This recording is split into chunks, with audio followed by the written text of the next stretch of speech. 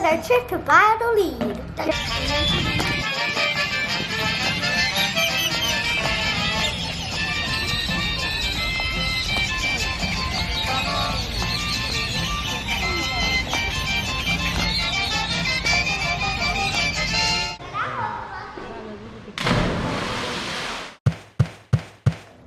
Alejandro and Arabella, did we go to a cenote? Yes!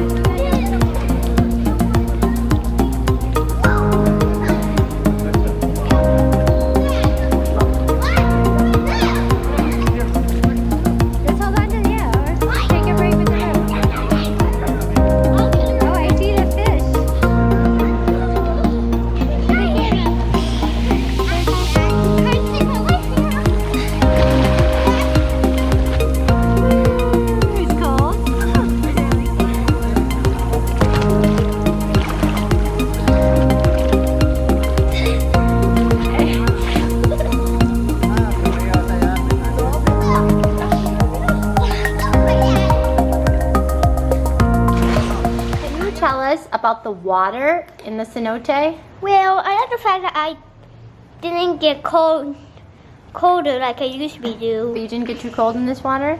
We didn't get at least 20% cold. Oh. Well, is there something special about this water? Sort of. Yeah, what was my sunburn. And I kind of thought that it was burial chambers from the underworld and showed that there were sacrifices there, so Oh yeah, so is that a little creepy? But hey, there's a bunch of fish in there. And you feel that the water healed your sunburn? Well, it's not there, so yeah, yes. What else would you like to tell us about the cenote? It's over 295 feet down, and I kind of got a little scared. Of how deep it was?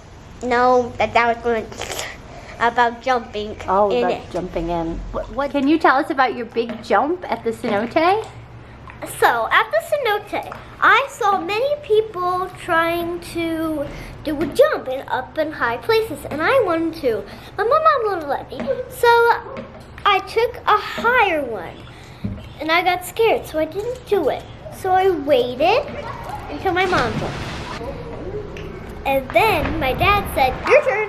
And then I did it, and I just thought to myself, "Too late now."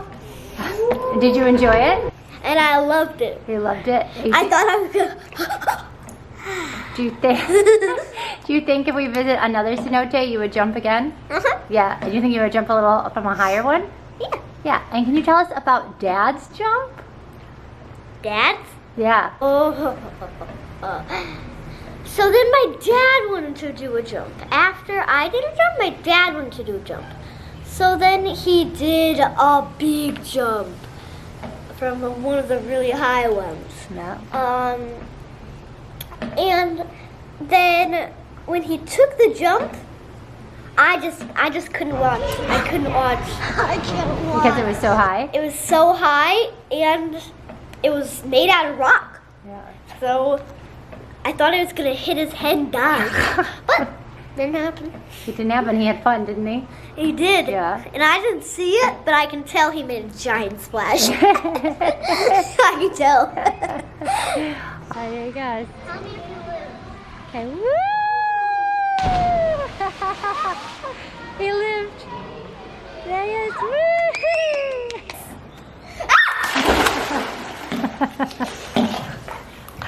Alejandro, do you think next time we go to the cenote, you might jump in? Maybe one the less higher one. Oh, no, off a less higher one? And Okay. make sure that somebody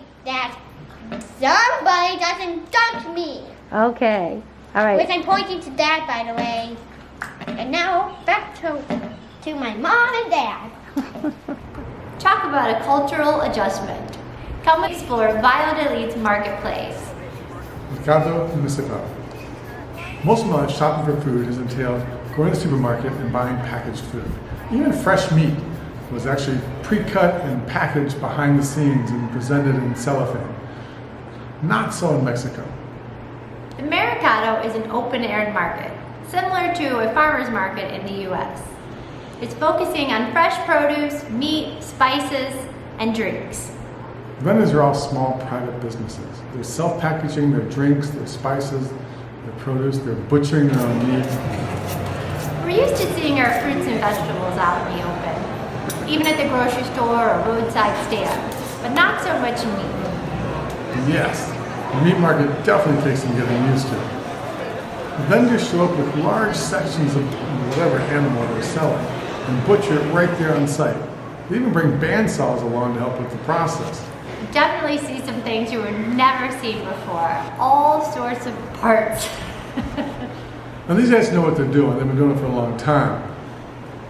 But there is no packaging.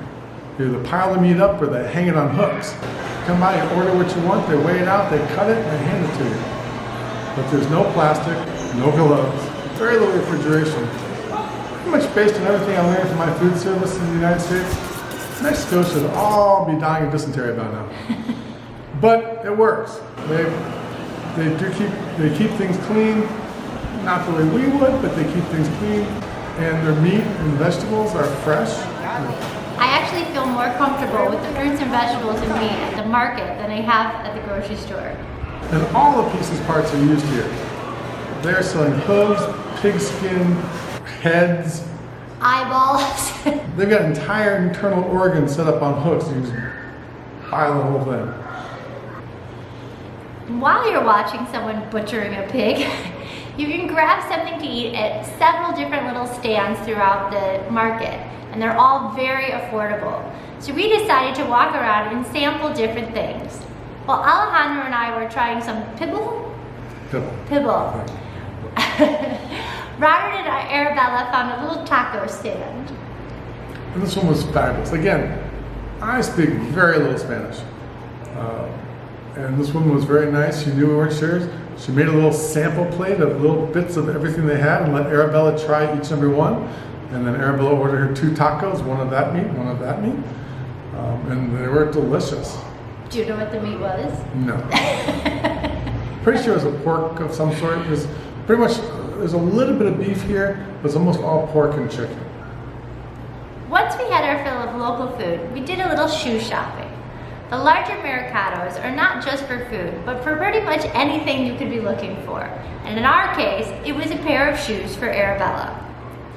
She found a special pair of shoes with 2 cans on them, which was a major score for Arabella. We're working on a longer mercado video, which I'll go more in depth and let you know what's going on. And when we're done with it, you'll see a link right up there. One of our favorite aspects of culture is the food. Yay, food! Valladolid has the perfect restaurant for a cultural experience. Ishkadek.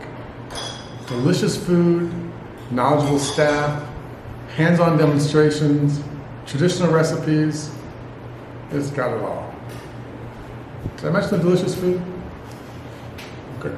Hi. This is Alejandro.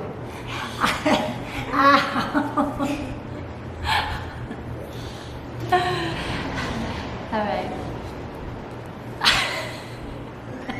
When you walk in, you see an open-air atrium filled with herbs and plants that they use in their actual cooking. Our wonderful hostess, Gina, gave us a walking tour before we sat down to eat. The first stop was in a small Mayan kitchen. It's very similar to what they would actually have in a Mayan village. It came complete with a small Mayan grandma who was hand-making tortillas. Abuelita. After a quick stop to try on some Mayan headdresses and take a family photo, Gina walked us over to a long table that was filled with Mayan spices, and she showed us how they were prepared and used in Mayan cooking. She even answered all of Arabella's questions. They had a traditional grinding stone, and she would apply different spices and cacao beans to the stone and let the kids grind it. And they learned how hard it is to hand grind spices. However, once they realized that they were grinding cacao beans and could eat the chocolate dust it made, they were more than willing to help out. Does it taste like chocolate? All of the staff are of Maya descent. They all speak Spanish and English, but they also speak Maya and are eager to teach you, and we were eager to learn. Not learned well, mind you, but we tried. After our tour, we made our way to our table, where we were greeted with a traditional Mayan drink called chaya. Chaya, also known as tree spinach, originated right here in the Yucatan Peninsula and has been a staple of Maya dishes and their drinks. Despite our best effort as parents, Alejandro is a very picky eater. He doesn't like anything spicier than ketchup. It's true. Mayan food is not spicy like other Mexican food. It's full of flavor, but lacks the heat. We ordered him longaniza de Valladolid. He ate everything. Arabella had a local dish called sopa de lima. It's a soup with chicken, tortillas, local spices, and of course, lime. We've had it several times now. Ish kadik, definitely the best version we have had. I ordered the fish that was absolutely delicious. It was wrapped in banana leaves and smoked. The smoky taste was unbelievable. I had a traditional pork dish called ke'ekin pibid, I think. It's cooked for 18 hours in banana leaves, so it's a very tender shredded pork, nice tangy but not hot sauce. I could have eaten this every day that I was there. Since coming to Mexico, we haven't had much dessert, but this night we treated ourselves, and it was delicious. It was a chocolate paste made on the grinding stone where they mixed spices, cacao, and honey together to make this delicious kind of marzipan-like chocolate. It was served alongside an anise and honey liqueur. It was a perfect ending to our wonderful, educational, delicious, and cultural experience. If you go to Mexico, make sure you spend some time in Valladolid. And if you go to Valladolid, make sure you have dinner at Ish Kadik. If we do this right, most of us we just read it because we're on video. But we don't have a lot of video or photo of this camera.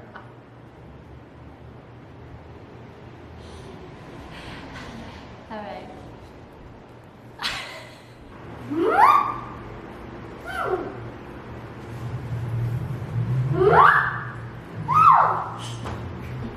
Hi, don't forget to like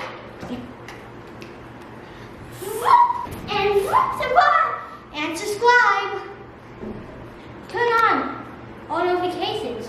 Make sure to see me next week. That is, if you can find me.